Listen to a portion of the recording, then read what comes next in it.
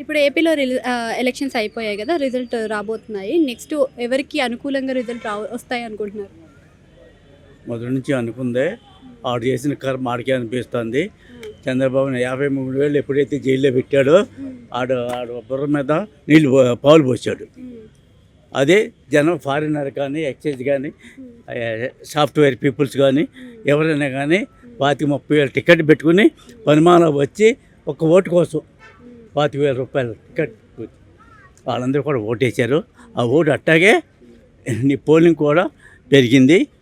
Definitely CM Chandrababu. Jagan చేసిన పథకాలలో మీకు ఏం నచ్చలేదు? అసలు ప్రజలు లబ్ధి పొందలేరా? ఏం పొందారు చెప్పండి. సంక్షేమ పథకాలు ఇచ్చారు కదా, సున్నా ఏం వడ్డీ ఇచ్చాడు, ఏం పొందాడు మీకేమో తెలిస్తే చెప్పండి, లేకపోతే సున్నా వడ్డీ ఇచ్చారు, నాడు నేడు ఇచ్చాడు. నాడు నేడు ఏమి ఇచ్చాడు?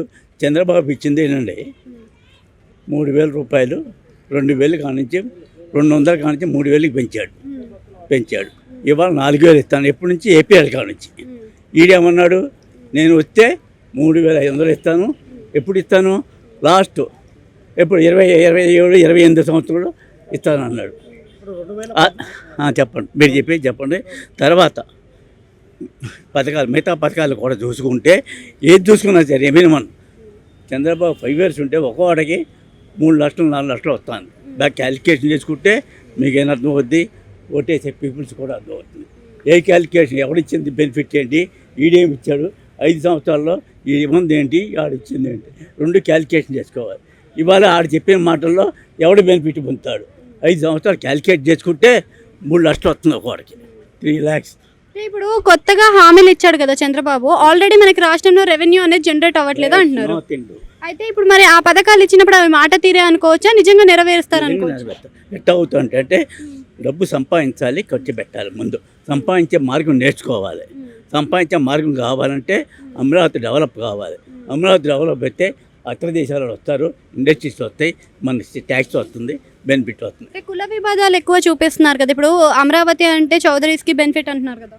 ఎందుకు బెనిఫిట్? చౌదరికి చంద్రబాబు కానీ ఎన్టీఆర్ కానీ ఎవడో ఏం బెనిఫిట్ ఏం చేయలేదే. ఆడికి అమ్మాడే, మిగతా కమ్మాడికి ఒకటి కూడా చేయలేదే, వేటి కూడా చేయలేదే. ఇప్పుడు అమరావతిలో ఉన్న భూములంతా చంద్రబాబు సామాజిక వర్గానికి సంబంధించిన నథింగ్ టు. మీకేమైనా తెలుసా? మీకేమైనా తెలుసా? చంద్రబాబు సామాజిక వర్గం ఒక పేరు చెప్పండి, చెప్తాను. నేను చెప్తాను. అది ఎవరికి వినండి. రైతు అనేవాడు తాతల నాటి భూమి. అది ఎప్పటి నుంచి తాత ముత్తాతల నాటి భూమి. ఎందుకు ఇచ్చారు ఇవాళ? 3,300 ఎకరాలు ఇచ్చారంటే ఎందుకు ఇచ్చినట్టు? మన పిల్లలు బాగుపడతారు, ఆ పిల్లల కోసం ఇచ్చారన్నమాట. మన ఆస్తి ఎక్కడ పోదు, మన ఆస్తి కౌలు వస్తుంది.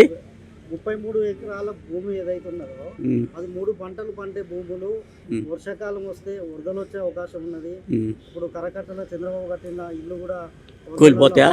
మునిగిపోయింది.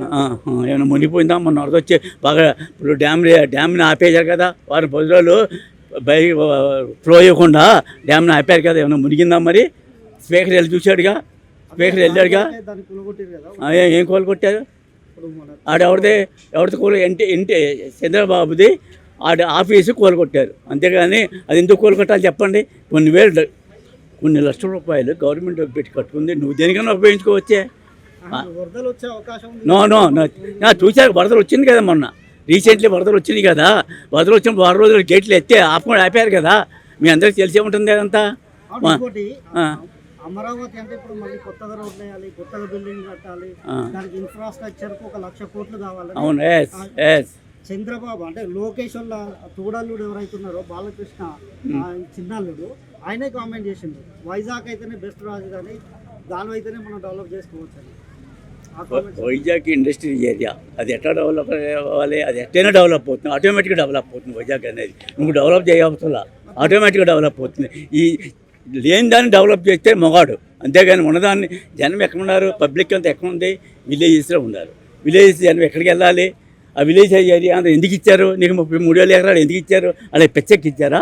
ఊనే ఇచ్చారా? మన అబ్బాయిలు కాతి బాగుపడతారులే అనే ఉద్దేశం ఇచ్చారు. ఎవడైనా 1 రూపాయి లేకుండా ఇస్తాడా?